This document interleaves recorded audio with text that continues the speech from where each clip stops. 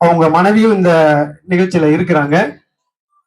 என்னன்னா, தினசரி இந்த மாதிரி ஆன்மீகம் சார்ந்து, குடும்பங்கள் சார்ந்து ஒருங்கிணைச்சு நமது பண்பாடு, கலாச்சாரம், பாரம்பரியத்தை ஏதாவது ஒரு வகையில கொண்டு செல்லணும் அப்படிங்கிறதுனால அவங்களுக்கு 2 பெண் குழந்தைகள், அவர்களுக்கு திருமணமாகிவிட்டது, பேரன் பேத்திகள்லாம் இருக்காங்க. கடைசியில இந்த மண்ணுக்கு ஏதாவது நம்ம செஞ்சுட்டு போகணும் அப்படிங்கிற ஒரு நோக்கத்துல முழு நேரமா கணவன் மனைவி இந்த தேசத்திற்காகவும், இந்த மண்ணிற்காகவும், இந்த பாரம்பரியத்திற்காகவும் பணியாற்றிட்டு இருக்காங்க. அவங்க நம்ம குடும்ப நலன் சம்பந்தமா ஒரு சிறப்புரை வழங்குவாங்க. அன்னை அபிராமி எனக்கு அருள் புரிந்திருக்கிறாள். நல்லதொரு வேள்வி, தொடர்ந்து பெரியோர்களுடைய விண்ணப்ப ஒப்புதல். இப்பொழுது இந்த நிகழ்ச்சி முடிந்த பிறகு கோமாதா பூஜை. பொதுவாக இந்த மாதிரி பூஜைகள், அதுவும் கூட்டு வழிபாடாக செய்ய வேண்டிய காரணம் என்ன அப்படின்னு ஒரு சின்ன புராண கதையை நினைவுபடுத்திக்கிட்டு அடுத்தது நான் போறேன். ஒரு அசுரன் தவம் இருந்து இறைவனிடத்துல வரம் வாங்குறான். எனக்கு மரணம் வரக்கூடாது அப்படின்னு வரம் கேட்கிறான். மரணம் இல்லாம யாரும் இருக்க முடியாது, மரணம் இல்லாம தர முடியாது, ஏதோ ஒரு வகையில மரணம் வரும். அப்படின்னா சிறிய பெண், வயதுக்கு வராத சிறிய பெண் மூலமாக எனக்கு மரணம் வரணும். அதை ஏன் கேட்கிறான்? அப்படி சின்ன பொண்ணு வந்து என்ன பண்ணிட போகுது, அதனால ஒரு சின்ன பெண்ணாலதான் எனக்கு மரணம் வரணும் அப்படின்னு ஒரு வரம் வாங்கிடுறான். அந்த வரம் வந்த உடனே அவனுக்கு இருக்கக்கூடிய வலிமையினால தேவர்களுக்கும் மனிதர்களுக்கும் எல்லா உயிரினங்களுக்கும் பயங்கரமான துன்பங்கள் கொடுக்கிறான். அதர்ம வழியில செயல்படுறான். அதனால அவனை ஒழிக்கணும்னு சொல்லி எல்லா தேவர்களும் போய் சிவபெருமான் கிட்ட விண்ணப்பிக்கிறாங்க. இந்த மாதிரி அசுரன் வர வாங்கிட்டு இவ்வளவு துன்பப்படுத்துறான், அவனை எப்படி வதம் செய்யறது அப்படிங்கும் போது சிவபெருமான் அன்னை பார்வதிக்கு கட்டளையிடுறான், நீ தான் இதை செய்ய முடியும் அப்படின்னு. உடனே பார்வதி தேவி சிறிய பெண்ணாக பிறந்து ஒரு வயதுக்கு வராத ஒரு நிலையில அந்த அசுரன் இடத்துல படையெடுத்து செல்றா அவனை அழிக்கிறதுக்காக. படையெடுத்து வர்றதுன்னு பார்த்தா ஒரு சின்ன பெண் வருது. அந்த பெண்ணை பார்த்த உடனே ரொம்ப எகத்தாளமா பேசுறா, ஒரு பொண்ணு இவ்வளவு வலிமையான என்னை தோற்கடிக்க முடியுமா? கேட்ட உடனே இந்த பொண்ணுக்கு கொஞ்சம் நம்ம சக்திக்கு அப்படியே மனது குறுக்குங்குது. அது ஒரு சின்ன பொண்ணு, நீ உங்ககிட்ட என்ன சக்தி இருக்கு, உன்னால ஒண்ணும் முடியாது, நீ எதையும் செய்ய முடியாது, உனக்கு என்ன ஆற்றலும் கிடையாது, நான் பலசாலி பராக்கிரமசாலி, உலகத்தையே வென்றவன் நான், தேவர்களை எல்லாம் அடக்கி ஆண்டவன் நான், மூவுலகம் என் கண்ட்ரோல் இருக்கும்போது, என் கட்டுப்பாட்டில் இருக்கும்போது ஒரு சின்ன பெண்ணால உன்னால என்ன பண்ண முடியும்னு அவனோடு போர் புரிய வந்த அம்பாள் அப்படியே மனம் குறுகி உடல் குறுகி அப்படியே உட்கார்ந்துருக்கா. இதை பார்த்தோம்னா தேவர்கள் உடனே சிவபெருமான் கிட்ட போறாங்க. ஐயோ இப்படி ஆயிப்போச்சு, என்ன பண்றது? உடனே சிவபெருமான் வந்து, என்ன நீ இப்படி உட்கார்ந்துட்டு, நீ யாரு? திருமூலர் ஒன்று சொல்றார், அவளை அறிய அமரரும் இல்லை, அவளின்றி செய்யும் மருந்தவம் வேறில்லை, அவளின்றி ஐவரால் ஆவது ஒன்றில்லை, அவளின்றி ஊரேகும் வழியறியேன்னு திருமூலர் திருமந்திரத்துல சொல்றார். அப்படின்னு என்ன? அவளை அறிய அமரரும் இல்லை, அவளின்றி அருந்தவம் வேறில்லை, அவளின்றி ஐவரால் ஆவது ஒன்றில்லை. ஐவர் ஆறு? பிரம்மா விஷ்ணு சிவன், பிரம்மா விஷ்ணு ருத்ரன் சிவன் மகா பரமேஸ்வரன். இந்த 5 பேர் பஞ்ச பிரமாக்கள் இந்த உலகத்தை நிறுவிட்டு இருக்காங்க. சரவணன் சொன்னார் இல்லையா, பஞ்சபூதங்கள். அது மாதிரி பஞ்ச பிரமாக்கள் தான் இந்த உலகத்தை நிர்மாணம் பண்ணிட்டு இருக்காங்க. அந்த 5 சக்தி கொடுக்கக்கூடிய நீ, இந்த பிரபஞ்சத்தில் ஒன்றாய் எறும்பி பலவாய் விரிந்தவள் நீ, உன்னுடைய பராக்கிரமம் என்ன? மகிஷாசுரனை அழித்தவள் நீ, மதுகையிட பைரவர்களை அழித்தவன் நீ, அப்படிப்பட்டவன் இப்படி சுருங்கி உட்காரலாமா அப்படின்னு சொல்ல சொல்ல சொல்ல சொல்ல அந்த அம்பாளுக்கு வீரம் வந்து எழுந்து நின்ற அந்த அசுரனை வதம் செய்கிறாள். அப்படின்னா என்ன? நாம் வணங்கக்கூடிய தெய்வங்களுக்கும் கூட அந்த புகழ்ச்சி, எல்லா தெய்வங்களுக்குமே ஒரு கல்யாண குணங்கள் இருக்கு. அந்த கல்யாண குணங்களை சொல்லி பாராட்டிக்கிட்டே இருக்கணும், பூஜை செய்து கொண்டே இருக்கணும், அர்ச்சனை செய்து கொண்டே இருக்கணும். கோவில் இருக்கக்கூடிய தெய்வத்திற்கு பூஜை நடக்கவில்லை என்று சொன்னால் அங்க இருக்கக்கூடிய தெய்வம் சாநியத்தை இழந்துவிடும். அபிஷேகம் நடக்கணும், பூஜை இருக்கணும், அர்ச்சனை இருக்கணும். அதனாலதான் பார்த்தா பெரிய கோயில் எல்லாம் தொடர்ந்து பூஜை நடக்கும், லட்சார்ச்சனை நடக்கும். அதெல்லாம் நடக்க நடக்கத்தான் அந்த தெய்வத்துக்கு சக்தி. அந்த மாதிரி அதுவும் கூடி இவ்வளவு பேர் சேர்ந்து வழிபாடு பண்ணும் போது இன்னும் அந்த தெய்வங்களுக்கு சக்தி. இன்றைக்கு கோபூஜையில 33 கோடி தேவர்களும் உள்ள இருக்காங்க. ஜி வந்து அதை பத்தி நிறைய விவரமா சொல்லுவார்.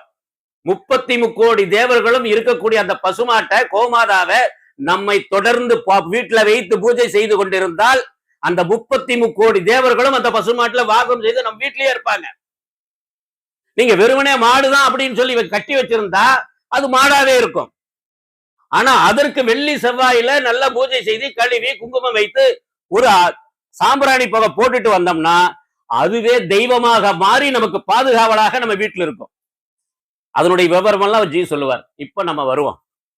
இன்னைக்கு இருக்கக்கூடிய நிறைய பேர் தாய்மார்கள் இருக்கீங்க, பெரியவர்கள் இருக்கீங்க. நம்ம மனதுல ஒரு பயம் இருக்கு. இன்னைக்கு இருக்கக்கூடிய சமுதாயத்தினுடைய சூழ்நிலையை கண்டு என்ன பயம்? நம்ம குழந்தைகள் வெளியே போறாங்க. வெளியே போகும்போது நமக்கு எல்லாம் குழந்தைகளை பற்றி ஒரு கனவுகள் இருக்கு. அந்த கனவுகள் கண்கள் இருக்கு. அந்த குழந்தைகளுக்கு தேவையானது எல்லா சபை செய்யக்கூடிய சுமைகளை தோல்ல தாங்கிட்டு இருக்கிறோம். முன்னாடி கனவுகளையும் சுமைகளையும் தாங்கிக் கொண்டிருந்த பெற்றோர் இன்னைக்கு வயிற்றுல நெருப்பையும் சுமந்து கொண்டிருக்கிறார்கள். ஏன்? வெளியே போன பையன் நம்ம பையனா திரும்பி வருவானா, கஞ்சாவுக்கு அடிமையாயிருவானா, போதை பழக்கத்துக்கு அடிமையாயிருவானா என்கிற பயத்தோடு தான் பெற்றோர்கள் இருக்கிறோம். ஏன்?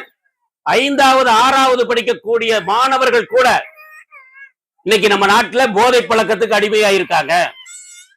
அது கிடைக்கலன்னு சொன்னா கொலை செய்யவும் தயாரா இருக்காங்க. நம்ம பார்த்துக்கிட்டு தான் இருக்கோம்.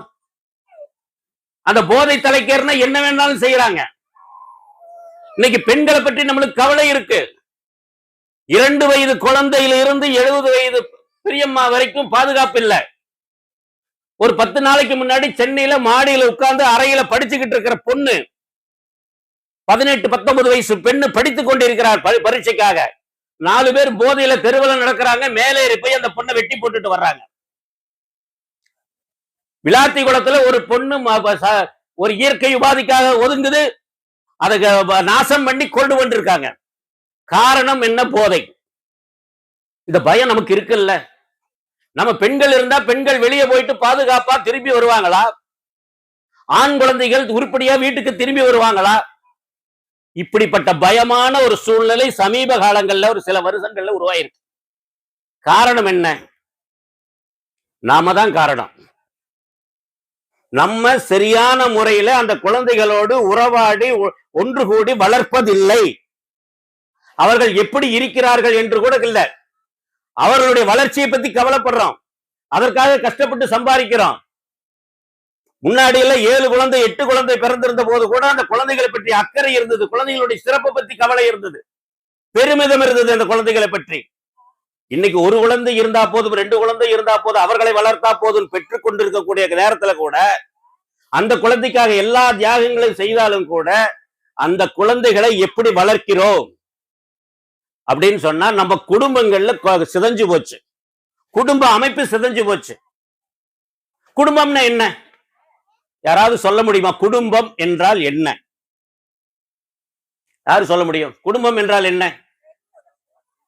ஐயா சொல்ல முடியுமா? குடும்பம் என்ன? உறுப்பினர்கள் இருப்பது குடும்பம். அப்பா அம்மா தாத்தா பாட்டி எல்லாம் இருப்பது குடும்பம். அது எதற்காக எப்பொழுது உருவாயிற்று? எதற்காக உருவாக்கப்பட்டிருக்கு? குடும்பம் என்கிற கட்டமைப்பு எதற்காக உருவாக்கப்பட்டிருக்கு? பாதுகாப்புக்காக. இப்ப நம்மளுடைய சரவணன் பஞ்சபூதங்களை பற்றி சொன்னார் இல்லையா?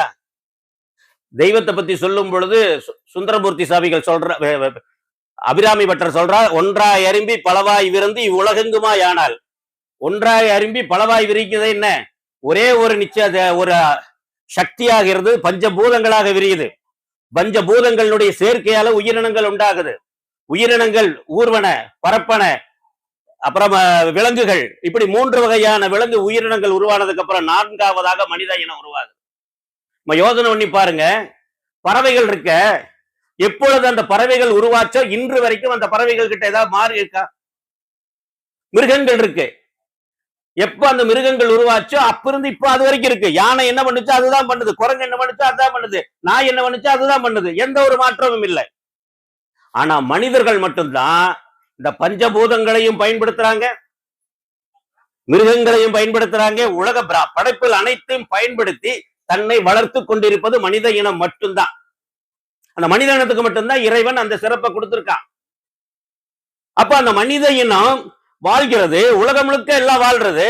ஆனா பாரத நாட்டுல மட்டும், சனாதன இந்து தர்மத்துல மட்டும் அந்த மனித இனம் எப்படி உருவாச்சு, எதற்காக மனிதன் பிறக்கிறான், ஏன் பிறக்கிறான், எதற்காக வாழ்கிறான், அவனுடைய இலக்கு என்ன, மனிதனுடைய வாழ்க்கையினுடைய இலக்கு என்ன, இதை பற்றியெல்லாம் சிந்தித்து சிந்தித்து ஆராய்ச்சி நம்முடைய முன்னோர்கள், முனிவர்கள், ரிஷிகள் எல்லாம் உருவாக்கி, இந்த மாதிரி ஒரு மனிதன் இறைவனிடத்துல போய் சேரணும், இறைவனிடத்துல வந்தவன் இறைவனிடத்திலே சேர வேண்டும் என்பதற்காக பல வரையறைகளை உருவாக்கினான். அந்த வரையறைகள் அடுத்த தலைமுறைக்கு போக வேண்டும் என்று சொன்னால் அதற்காக உருவாக்கப்பட்டதுதான் குடும்பம்.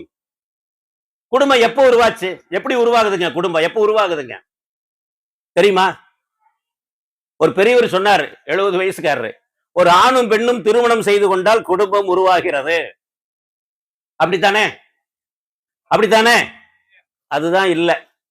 நான் இந்த மண்ணில பிறக்கும் போதே என்னுடைய குடும்பம் இருக்கிறது. என்னுடைய காலத்திற்கு பிறகும் எனது குடும்பம் இருக்கும். ஒரு குடும்பம் ஒரு தொடர்ந்த ஒரு நீரோடை, தேசிய நீரோடை, வற்றாத ஜீவநதி குடும்பம். நான் பிறந்த கே புதூர், அதுக்கு பக்கத்துல கவுண்டம்பாளையம், அந்த பகுதியில் போய் என்னை பத்தி கேட்டா நான் என்ன சொல்லணும்? இன்னாருடைய பேரன் சொன்னாதான் தெரியும், என்னை அடையாளம் தெரியாது. இன்னாருடைய பேரன் சொன்னா அவங்களுக்கு எல்லாருக்கும் தெரியும். ஆக நான் பிறப்பதற்கு முன்பாகவே எனது குடும்பம் இருக்கிறது, எனது காலத்திற்கு பிறகும் அந்த குடும்பம் இருக்கும். அப்படின்னு இவ்வளவு சிறப்புமிக்க குடும்பம் எதற்காக உருவாக்கப்பட்டது என்று சொன்னால், நாம் கடைபிடிக்கின்ற தர்மத்தை அடுத்த தலைமுறைக்கு கற்றுக் கொடுத்து கொண்டு செல்வதற்காகத்தான் குடும்பம் என்கின்ற அமைப்பு இருக்கு. வெறுமனே குடும்பம் அப்படி கூடி வாழ்வதற்காகவோ, சமைச்சு சாப்பிடுறதுக்காகவோ, சொத்து சம்பாதிக்கிறதுக்காகவோ இல்ல. நம்மளுடைய முன்னோர்கள் உருவாக்கி வைத்திருக்கக்கூடிய தர்மத்தை அடுத்த தலைமுறைக்கு கற்றுக் கொடுக்க வேண்டும், பயிற்றுவிக்க வேண்டும். அத்தை பொண்ணுதான் என்னுடைய மனைவி. இப்ப கூட எனக்கு கூட ஒரு சிலரை பார்த்து அவங்க எப்படி இருக்காங்க, இவங்க எப்படி இருக்காங்களா, அப்படி மனசுக்குள்ள சின்ன ஆற்றாமை பேசுவேன். அது ஏங்க பேசுறீங்க? ஆத்தா கதை சொல்லுச்சுல்ல, இறைவன் நமக்கு இது போதும் இது போதும்னா தேவையானது கொடுத்துக்கிட்டே இருப்பான். ஆனா இது வேணும் இது வேணும்னு கேட்டா இருக்கிறதையும் பிடுங்கிடுவான். அப்படி ஒரு கதை எங்க பாட்டி, என் வீட்டுக்காரி ஒரு சின்ன பொண்ணா இருக்கும் போது 50 வருஷத்துக்கு முன்னாடி சொன்ன கதை. இன்னைக்கு என் வீட்டுக்காரி அடிக்கடிக்கு நினைவு எடுத்தோம். நீங்க கவலைப்படாதீங்க, நம்ம பாட்டுக்கு நம்ம வேலை செய்வோம், நான் எங்க வேணாலும் போவோம், யாருக்கு என்ன சொல்லணுமோ சொல்லிட்டு வருவோம், இறைவன் நம்மளுடைய வாழ்க்கையை பார்த்துக்குவான். ஏன் 50 வருஷத்துக்கு முன்னாடி எங்க பாட்டி எங்க ஆத்தா சொன்ன கதை இன்றைக்கும் எங்களுக்கு நம்பிக்கை கொடுக்கிறது. அந்த மாதிரி நம்மளுடைய முன்னோர்களுடைய விஷயங்கள் நம்ம அடுத்த தலைமுறைக்கு கற்றுக் கொடுக்கிறோமா? நம்ம தாத்தா யாரு? 3 தலைமுறை, அப்பா தாத்தா பேருக்கு பிறகு முப்பாட்டனோட பேரு தெரியுமா? எத்தனை குழந்தைகளுக்கு சொல்றோம்? அவருடைய சிறப்பு என்ன?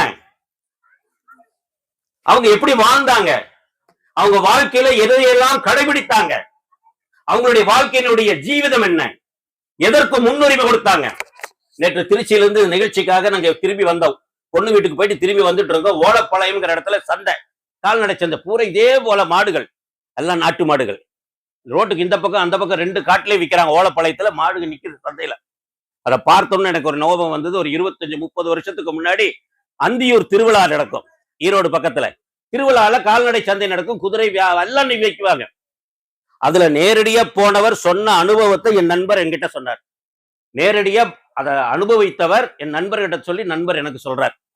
ஒரு போறாரு, அவர் இந்த மாதிரி துண்டை உருமாலையில் கட்டிட்டு 10 நாளாக சுத்தினால அழுக்கு துணியா இருக்கும் இல்லையா, போகும்போது அது குதிரை வச்சு அது மேல என்ன பரந்தூர் மலைன்னு நினைக்கிறேன், அந்த மலையிலிருந்து கொண்டு வந்த அந்த மலைவாழ் மனிதர் ஒரு குதிரையை கொண்டு வந்து அம்சமா நிறுத்தியிருக்கார். இவர் போனவர், என்னப்பா இந்த குதிரை என்ன விலை? இவரை பார்த்தா குதிரை வாங்குற மாதிரி தெரியலையே, அப்படிப்பட்ட ஆள் கிடையாது மாதிரி தெரியுது. அவரு பார்த்தா பரதேசி மாதிரி இருக்காரு, இவருக்கு குதிரை வாங்க போறாரு. கிண்டலா 10,000 ரூபாயா, நீ வாங்க போறியா போ அப்படின்ட்டார். உடனே அந்த உருமாலையை அவுத்தா அந்த மடிப்புக்குள்ள 1000 ரூபாய் நோட்டு கட்டு 2 கட்டு வச்சிருக்காரு. 2 லட்சம் ரூபாய் கையில வச்சுக்கிட்டு கேட்கிறாரு, இந்தாப்பா அந்த 2 லட்சம் ரூபாய் வச்சுக்க, குதிரையை கொடு. ஐயா என்ன மன்னிச்சிருங்க, உங்களை பார்த்து நான் தப்பா நினைச்சேன், 10,000 ரூபாய் கொடுத்துட்டு குதிரையை பிடிச்சிட்டு போங்க. இல்லப்பா நீ பேசுனது போது விளையாட்டு போல பேசிட்ட, விடு, இந்த 10, 20, 2 லட்சம் வச்சுக்கா, குதிரை 2.5 லட்சம் ரூபாய்க்கு மேல போகும். இருந்தாலும் என்கிட்ட இருக்கக்கூடிய 2 லட்சத்தை கொடுக்குற குதிரை கூட்டிட்டா, அதெல்லாம் முடியாது, எனக்கு 10,000 ரூபாய் கொடுத்துட்டு குதிரையை பிடிச்சிட்டு போங்கிறான். இவர் தகராறு பண்ணி 2 லட்சத்தை கையில கொடுத்தா, அவர் 10,000 எடுத்துட்டு பின்னாடியே ஓடி வந்து இவருடைய பையில வச்சுட்டு போறான். மலையில வாழக்கூடிய ஒரு மனிதன் தான் ஒரு சொல்லிட்டோம்னா அந்த சொல்லுக்கு முக்கியத்துவம் கொடுத்தான். பணத்துக்கு முக்கியத்துவம் கொடுக்கல. ஆக நம்மளுடைய தர்மத்தினுடைய பார்வை என்ன தெரியுமா? கலாச்சார ரீதியான வாழ்க்கை. கலாச்சாரம் தான் பிரதானமானது. ஆனா இன்னைக்கு என்னாச்சு? பொருளாதாரமாக மாறிவிட்டது. கலாச்சாரத்தினுடைய பின்னணியில போக வேண்டிய நம்ம பொருளாதாரத்துக்கு பின்னாடி போனதுனால உறவுகள் பாதிக்கப்படுது. நாட்டு பசுமாடு வளர்த்துறோம். ஆனா ஏன் ஜெர்சி பசு வாங்குறோம்? பன்னியினுடைய கலப்பினமாக இருக்கக்கூடிய ஜெர்சி பசு ஏன் வழங்குறோம்? பொருளாதார பின்னாடி போனதுனால. நம்மளுடைய வாழ்க்கையினுடைய கண்ணோட்டம் பொருளாதாரம். ஏன் அது 10 லிட்டர் பால் கறக்கும், இது 2 லிட்டர் 3 லிட்டர் கறக்கும். ஆனா 2 லிட்டர் 3 லிட்டர் பால் கறந்தாலும் அந்த பாலுடைய மதிப்பு கூட, அது கொடுக்கிற கோமியம் லிட்டர் 70 ரூபாங்க. ஒரு லிட்டர் கோமியம் 70 ரூபாய். நாட்டு பசு மாடுன்னா சாண விலைக்கு விற்கிறாங்க. நாட்டு பசு சாணம் எல்லாமே அதுல இருக்கக்கூடியது ஒவ்வொன்றும் காசு. அதை பராமரிக்கிறது ரொம்ப சுலபம். ஜெர்சி பசு இந்த வெயில கொண்டை நிறுத்திட்டே மூச்சு வாங்கிடும், நுர தள்ளிடும். பசுமாட்டை விடுங்க, நாட்டு மாட்டை ஒன்னும் ஆகாது. ஏன் அது மாறுது அப்படின்னா பொருளாதாரத்தின் பின்னாடி நம்ம போறோம். நம்மளுடைய வாழ்க்கை பொருளாதாரத்தை நோக்கி போவதனால எல்லா உறவுகளையும் தூண்டு வர்றான். பங்காளிக்குள்ள சண்டை, அக்கா தம்பிக்குள்ள சண்டை, அப்பா மகனுக்குள்ள சண்டை. ஏன்? பொருளாதாரம் பிரதானமாக இருக்கிறது. கலாச்சாரம் பிரதானமாக வருமே என்று சொன்னால் நம்மளுடைய வாழ்க்கை இருக்கும். அது சரியாகணும்னு என்ன பண்ணணும்? நம்ம வீட்டுல நம்ம குடும்பத்தை சேர்ந்தவங்க எல்லாம் வாரத்துக்கு ஒரு முறை கூடி அமர்ந்து பேசணும். முன்னாடி இருந்தது. சாயங்காலம் ஆச்சுன்னா எல்லாம் வெத்தலை வாக்கு போட்டு சாப்பிட்டோன்னா அப்படியே எல்லாம் உட்கார்ந்து இருப்பாங்க. கட்டில் உட்கார்ந்து இருப்பாங்க, கைத்து கட்டில் உட்கார்ந்து இருப்பாங்க, பெஞ்சில் உட்கார்ந்து இருப்பாங்க, கீழே உட்கார்ந்து இருப்பாங்க. எல்லாம் ஏதோ ஒரு விஷயம் பேசிட்டு இருப்பாங்க. பெரியவங்க வாழ்ந்த கதைகள் எல்லாம் சொல்லுவாங்க. சிலர் எங்க அப்பாரு தினசரி திருத்தொண்டன் கதை படிப்பாரு. நான் சின்ன பையனா இருக்கும்போது பார்ப்பேன், எதுக்கு திருத்தொண்டன் கதை தினசரி படிக்கிறாரு? ஆனா படிச்சுக்கிட்டே இருப்பாரு. அந்த கதை இன்னைக்கு என் மனசுல ஓடிக்கிட்டு இருக்கு.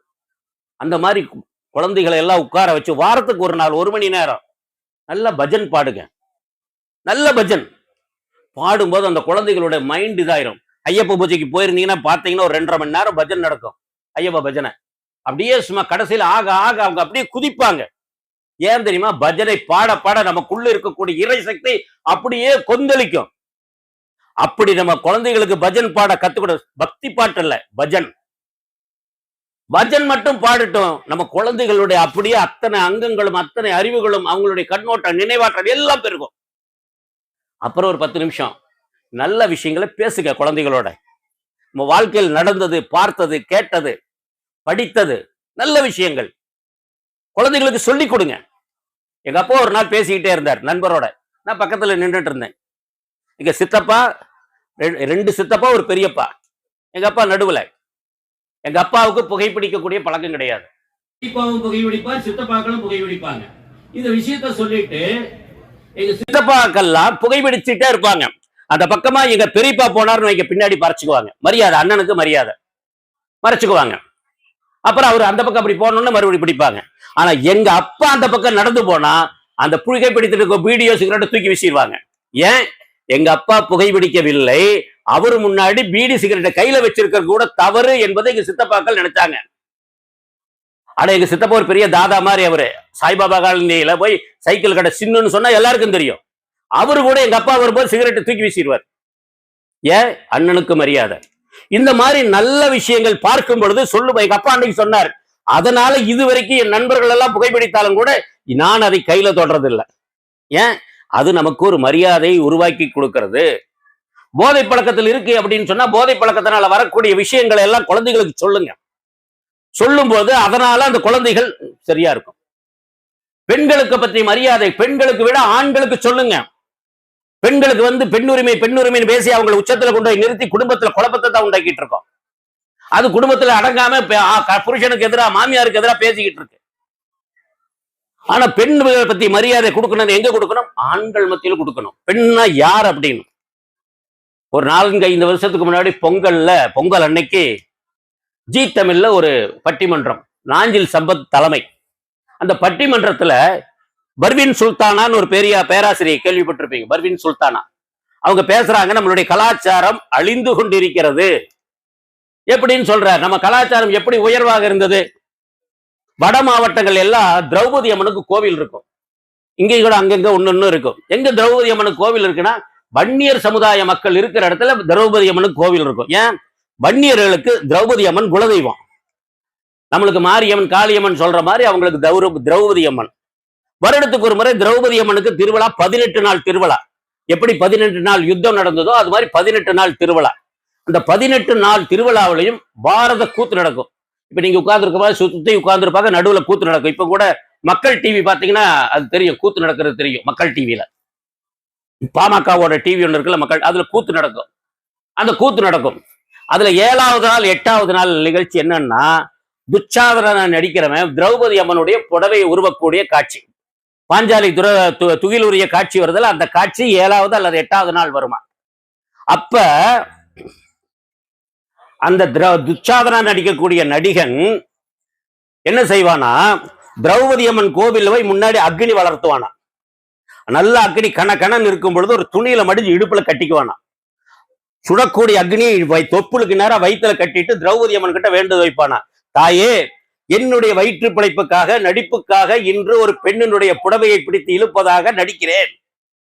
ஒரு பொண்ணினுடைய புடவையை பிடித்து இழுத்தேன் என்ற பாவத்தை எனக்கு கொடுத்து என்னை தண்டித்து விடாதே, என் வயிற்று பிழைப்புக்காக நடிப்புக்காக செய்கிறேன் என்று சொல்லிவிட்டுத்தான் அவன் அன்னைக்கு நடிப்பானா. ஒரு சாதாரண கூத்தாடி ஒரு நடிப்புக்காக ஒரு பெண்ணோட புடவையை பிடிச்சு இழுக்கிறது இந்த சமுதாயத்துல எந்த அளவுக்கு உயர்வாக கருதுச்சு. ஆனா இன்றைக்கு எப்படி இருக்கு? சினிமாக்கள் எப்படி காட்டுது?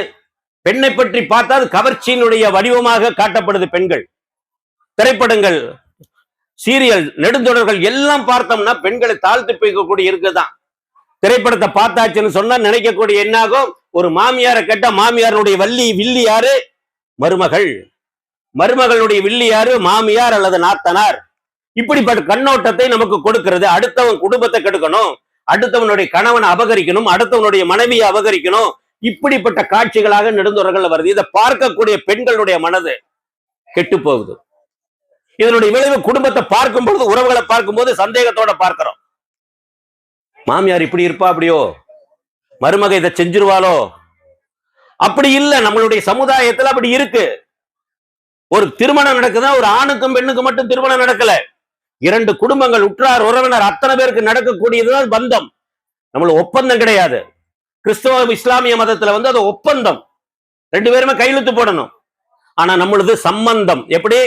கல்யாணத்துக்கு முன்னாடி, திருமணத்துக்கு முன்னாடி முதல் நாளே மாப்பிள்ளையினுடைய அப்பா அம்மா, பொண்ணுடைய அப்பா அம்மா உட்கார்ந்து அவங்களுடைய பங்காளிகள், தாயாதிகள், அச்சா, மரும எல்லாம் உட்கார்ந்து பார்த்திருக்கோம்ல, பாக்கு பிடிக்கிறதுன்னு சொல்றோம் இல்ல, எல்லாம் உட்கார்ந்து சம்பந்தம் பேசி, இவர்கள் அவர்களுக்கு மாலை போட்டு, அவங்க இவங்களுக்கு மாலை போட்டு, பொட்டு வச்சு, நலங்கு வச்சு, ஒரு குடும்பமே அங்க சம்பந்தப்படுது. அதுக்கு பிறகுதான் ஆண் தாலி கட்டுறான், மாப்பிள்ளை தாலி கட்டுறது அதுக்கப்புறம் மறுநாள் தான். முதல் நாள் 2 குடும்பங்கள் சம்பந்தமாகுது, ஐக்கியமாகுது. ஆக சம்பந்தம் என்றால் என்ன, கணவன் மனைவி என்றால் என்ன, குழந்தைகளுக்கு கற்றுக் கொடுக்கணும். குடும்பம் அப்படின்னா கணவன் மனைவினா மாப்பிள்ளை பொண்ணு எப்படின்னு சொன்னா, திருமணம் என்கின்ற சொல்லுக்கு உட்பொருள் என்னன்னா, இருவரும் தன்னுடைய அடையாளங்களை அழித்துக் கொண்டு ஒரே அடையாளமாக மாறணும். அதுக்கு பேர் தான் திருமணம். அதை சொல்லி கொடுத்து வளர்க்கணும். இன்னைக்கு என்ன சொல்றாங்க, பிறவளா ரீல்ஸ் எல்லாம் பார்த்தீங்கன்னா தெரியும். அதுல பெண்கள் ஆதிக்கம் செலுத்துற மாதிரி, பெண்கள் கணவன் அடிக்கிற மாதிரி, காமெடிக்குத்தான் நம்மளும் பார்த்து சிரிச்சுட்டு இருக்கோம். எப்படிப்பட்ட மனநிலையை உருவாக்கி கொண்டிருக்கிறார்கள்.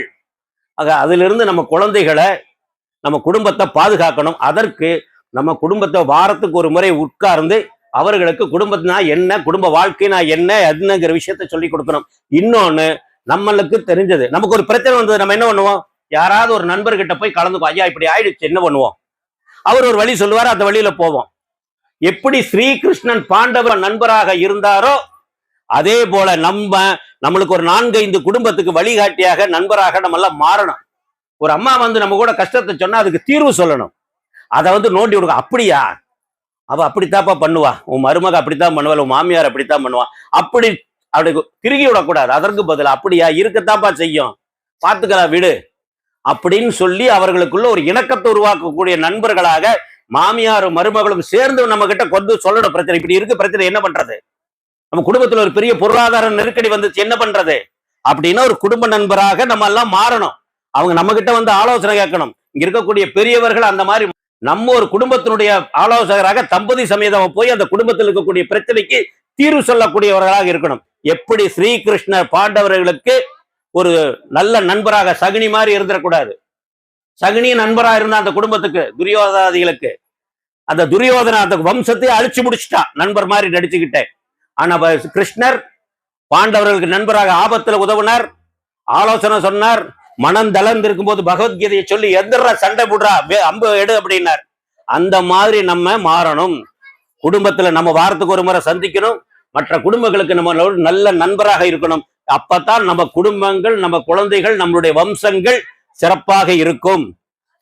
ஏன்னு சொன்னா, நம்ம பாவம் செய்யாம நம்ம நல்லபடியா இருந்தா 7 பிறவிகளுக்கும் நம்மளுக்கு நன்மை கிடைக்கும். 7 பிறவினா யாரு? நமக்கு முன்னாடி 3 தலைமுறை இருக்கு இல்லையா, நமக்கு பின்னாடி வரக்கூடிய 3 தலைமுறை இருக்கு. நம்மளையும் சேர்த்து 7 தலைமுறைகளை நல்லா வாழணும்னா நம்ம குடும்பம் நன்றாக இருந்தால் 7 தலைமுறைக்கும் புண்ணியம் சேரும். நம்ம பெற்றவர்கள் கொள்ளு தாத்தா வரைக்கும் நம்ம புண்ணியம் சேரும், நம்ம நல்லா இருந்தா. பரதன் நல்லவனாக இருந்தனால கையேயி சொர்க்கத்துக்கு போனாலாம். நாரதர் சொல்றார், பரதனை போன்ற ஒரு மகனை பெற்றால் கையேயிக்கு சொர்க்கம் கிடைத்ததுங்கிறார் நாரதர். மற்றவங்களுக்கு கிடைக்கல. கையை எவ்வளவு கொடுமைக்காரி. ராமனை வந்து வனவாசம் அனுப்புனான். ஆனா அந்த கையேயி சொர்க்கத்துக்கு போறார். ஏன்? ராமனை விட உயர்ந்தவனாக பரதன் இருந்தான். இது ஒண்ணுதான். நம்ம குழந்தைகள் நல்லா இருக்கணும். நம்ம குழந்தைகள் நம்மளை நினைத்து பெருமிதப்பட மாதிரி நம்மளுடைய வாழ்க்கை அமையணும். இது இன்றைக்கு இருக்கக்கூடிய நிகழ்ச்சியில நம்ம குடும்பங்கள்ல நம்ம இருக்கணும். குடும்பத்தை மேம்படுத்தணும். குடும்பம் மேம்படணும்னா அன்பு செலுத்தணும். அன்பு அதிகமாக அதிகமாக மரியாதை உருவாகும். மரியாதை அதிகமாக அதிகமாக நம்பிக்கை பெருகும். நம்பிக்கை பெருக பெருக ஒத்துழைப்பு அதிகமாகும். எங்க நம்பிக்கை இருக்கோ அங்க ஒத்துழைப்பு இருக்கும். எங்க மரியாதை இருக்கோ அங்க நம்பிக்கை இருக்கும். எங்க மரியாதை இருக்கோ அங்க அன்பு இருக்கும். அன்புள்ளவராக மாறணும், மரியாதை நிறைந்தவர்களாக ஆகணும், நம்பிக்கை உள்ளவர்களாக ஆகணும், ஒத்துழைப்பு நடக்கக்கூடியவர்களாக ஆகணும். அது அப்படி ஆச்சுன்னா நம்ம குடும்பம் பக்திமயமான குடும்பமாக, சக்திமயமான குடும்பமாக, ஆனந்தமயமான குடும்பமாக மாறும் என்று சொல்லி வாய்ப்புக்கு நன்றி கூறி முடிக்கிறேன். நன்றி, வணக்கம்.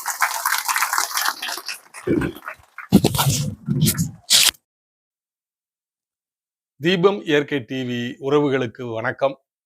அருமையா நீங்க நம்ம தீபம் இயற்கை டிவிக்கு ஆதரவு கொடுத்துட்டு இருக்கிறீங்க. 72,000 சப்ஸ்கிரைபரை நம்ம ரீச் பண்ணிட்டோம். தொடர்ந்து எங்களுக்கு ஆதரவு கொடுங்க. நாங்க ஷார்ட் வீடியோவா 3 நிமிஷம் ஒவ்வொன்றும் முக்கியமானதுகளை போடுறோம். ஆனா அந்த நிகழ்வோட முக்கியமான நிகழ்ச்சி சொற்பொழிவு முழுவதும் கேட்கணும்னா நீங்க வீடியோல பார்த்தீங்கன்னா தான் பார்க்க முடியும். ஏன்னா இந்த மாதிரி ஒரு நல்ல வீடியோக்களை தான் நான் தேர்ந்தெடுத்து போடுறேன். அதனால வீடியோவை அவசியம் நம்ம தீபம் இயற்கை சேனல்ல போய் வீடியோக்குள்ள பாருங்க. ஷார்ட் வீடியோவை பார்த்தீங்கன்னா சீக்கிரமா முடிஞ்சு போயிடும், உங்களுக்கு அண்டர்ஸ்டாண்ட் ஆகாது. நம்ம நோயற்ற வாழ்வும் மன நிம்மதியும் ஆனந்தமும் கிடைக்கணும்னா இந்த மாதிரி ஒரு சொற்பொழிவும் அருமையான வீடியோவை நீங்க பாருங்க அப்படின்னு வேண்டி விரும்பி கேட்டுக்கொள்கிறேன். ரத்னம் கல்லூரி, ஸ்கூலு, நர்சிங் காலேஜ் தொட்டமாற இடம் வாங்கி வீடு கட்டணுமா? உடனே தொடர்பு கொள்ளுங்க. தீபம் நகர், மதுக்கரை ரோடு, சுந்தராபுரம்.